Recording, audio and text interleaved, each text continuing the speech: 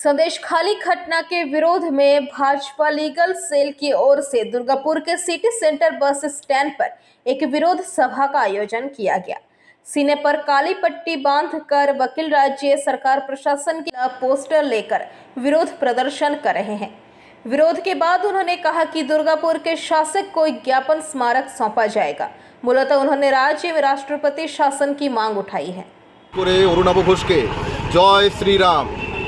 অরুণাভ ঘোষ শ্রী রামচন্দ্র এবং মা সীতার উপর একটা কুরুচিকর মন্তব্য করেছিলেন।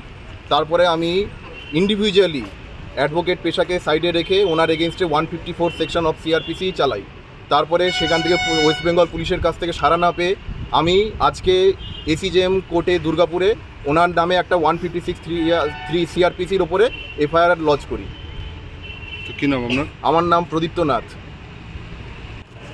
আজকে আমরা এখানে দুর্গাপুর বিজেপি লিগ্যাল সেল থেকে আমরা সমবেত হয়েছি। এটা গুড গভর্নেন্স স্কিমের পক্ষ হয়েও আজকে যে সন্দেশখালিতে যে বিশৃঙ্খল অবস্থা হচ্ছে তাতে এই যে পশ্চিমবঙ্গ সরকার যে তার শাসন করতে বিফল এবং অপারগ, তার ব্যাপারে এই যে একটা বিশৃঙ্খলতার সৃষ্টি হয়েছে তার জন্য আমরা রাষ্ট্রপতি শাসন দাবি করছি এবং এর জন্য আমরা আজকে একটা প্রতিবেদনও দেব এই আমাদের মহকুমা শাসকের কাছে। আমরা সবাই একত্রিতভাবে যাব, সেখানে আমাদের অভিযোগ জানাবো এবং এইটা যাতে আমাদের হায়ার অথরিটির কাছেও যায় যে আমরা চাইছি এই যে পশ্চিমবঙ্গে বিশৃঙ্খলা তাতে আমাদের খুবই অসুবিধা হচ্ছে। আমরা এই যে এইগুলো চোখে দেখে তার কোনোরকম প্রতিকার করতে পারছি না, এইটা মনোভাব নিজেদের মধ্যে আনাটাই একটা খুব খারাপ লাগছে।